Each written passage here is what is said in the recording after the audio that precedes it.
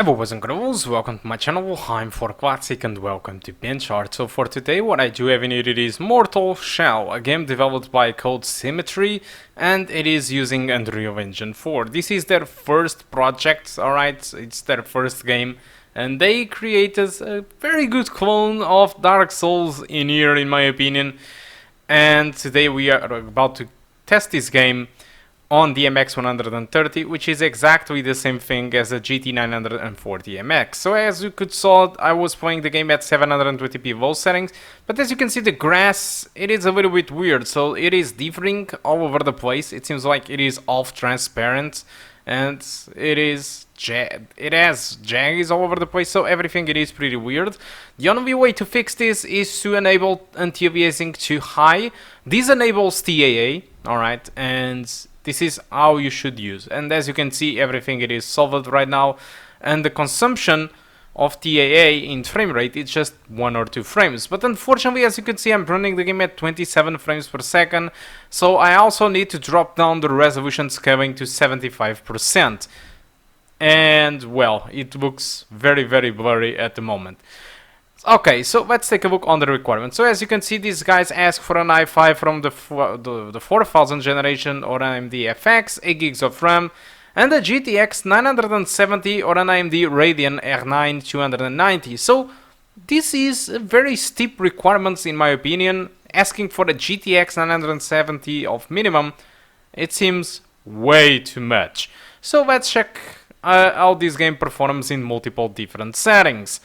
So my settings that I decided to test it was all 720p on low, and 720p on low I got an average of 34 with a 1% of 23. Enabling TAA drops down 2 frames per second of the average and reduce 1 frame per second on the 1% low, and with 75% of resolution scaling, playing with 720p on low settings using TAA, what I got it was a respectable average of 40 frames per second with a 1% low of 27, which means that still the game does still drop below 30 frames per second, no matter what settings you do choose from these 3 settings that I did try out the game. So it is quite demanding, and 75% of resolution scaling of 720p, it gets the game very blurry anyway, but still at least you can enjoy the game as it is supposed to be. Alright, so since this is some sort of Dark Souls style game, and it is a difficult game and you need to be quick sometimes, it would be better if you could play this game at 60 frames per second, but unfortunately that doesn't really happen. And honestly, if you finished Dark Souls 1 on the PS3 where Blighttown was running at 20 frames per second or something worse, you are capable of playing this game just fine with drops below 30 frames per second, no matter what. But this is the experience that you can expect. And what I've noticed so far is that in areas that contains too much water, this is where the game gets more demanding and where it drops below 30 frames per second. So I believe it is related with the screen space reflections, that even in the low settings, the game insists in using the effects, and this might be a little bit demanding for the MX130 in my opinion. So, but yeah, that's all about the performance. All I can say is that you can play the game. It will look blurry this way, and the low settings are it is actually fine. All right, I was expecting something much worse than this, but the reality it is that despite the game runs fine overall, there are moments where you can expect frame rates lower than 30 frames per second. So that's the verdict. But what about the game? What is this game? So Mortal Shell, it is essentially a good clone from Dark Souls, which have its own things. Alright, I think I can call it that, things. So first of all, I have to say that the game it is excellent. Alright, if it is a copy of Dark Souls or Demon's Souls, it is quite evident on its gameplay and the way that the game works. Entirely, it is completely a clone of Dark Souls. There is no doubt whatsoever, but at least it is a good clone, although it brings new stuff to the table. So first of all, when you start the game, you start as a weird mortal, which you can compare to being oval as Dark Souls, alright, with no humanity. But in this case, your character, it is really weird. It is kind of a Morpheus-like character. It is very weird. And the thing that you discover as soon as you start playing is that you can get inside the corpses of other guys. Of course, these are selected corpses, and they work as classes. So at the beginning, this is the first shell that you find, and this will be the first that you do use. So this one uses sword, it has this type of attacks, and that's about it. And throughout the game, you can find different shells with its own different things, different stats, which makes the game very interesting. So basically what you will be doing throughout the game, it is discovering different shells, which essentially they are class types.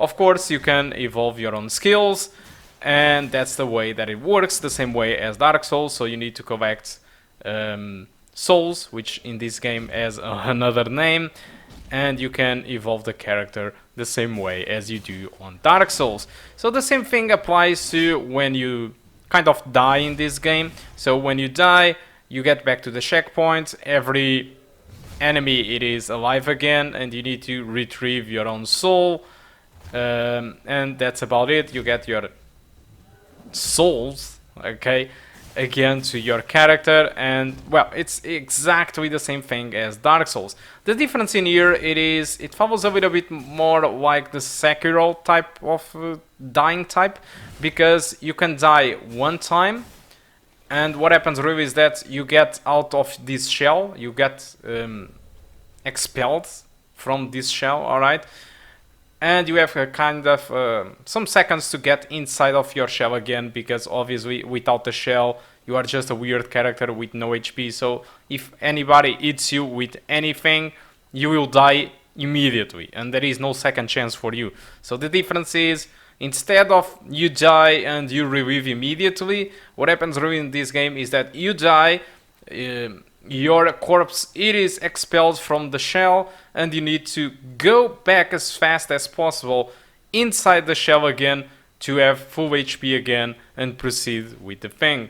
And this opportunity, it is just one time until you get to the next checkpoint. So if you think that you are going to get expelled again from the shell more than one time, it is not going to happen. You will die immediately. That's how it works. So it has some different characteristics, but for the most part, this or Dark Souls or Demon Souls, it is essentially the same game. Now the good thing about this game, it is not really expensive. It costs $29.99, so I think it is a fair price. Although the unfortunate part, it is that this is only available on Epic Store. Of course, it will be available also on Steam on the future, but we don't really know when. So for now, it is an Epic Store exclusive. If you don't have issues with that, $29.99, I think it's an excellent price for the game, because it delivers in so many ways. I think the combat, it is good. The environments are completely awesome and diverse at some point. So it just delivers pretty much everything that Dark Souls does, aside from multiplayer, which you don't really have in this game. But it works really well. The only downside, it is really, the environments are great at all, but it feels kind of inside the same world as Dark Souls, and that's really the disappointing part. I know that this is pretty much a big clone from Dark Souls with its own things, but still the environments are more and less the same, and that really pisses me off. They are very well done, alright, but it is more of the same, and that's what you should know about. Because, for example, the Surge have that futuristic look, so there are many Souls games that have its own thing, like for example the Hell Point that we tested recently, it was on kind of space, alright, and it was what I could say like a Doom style environment. This one follows really the trend of Dark Souls and Demon Souls, so it looks very similar in that regard. But the good thing again about this game, it is so well executed. I think it really works great. It is possibly one of the best indie Dark Soul-ish games that I've ever seen, and honestly it deserves all the money. $29.99, it is the perfect price for this game in my opinion. Just to end this talk, you can finish this game in between 10 to 15 hours, so it's considerably more small than Dark Souls, but it is fine. And on Metacritic, the game it is scored 77 Alright, so it's regular acceptable in my opinion. So I think that's all that I want to talk about Mortal Shell. Hope you keep enjoying the rest of the video, and I do hope to see you soon.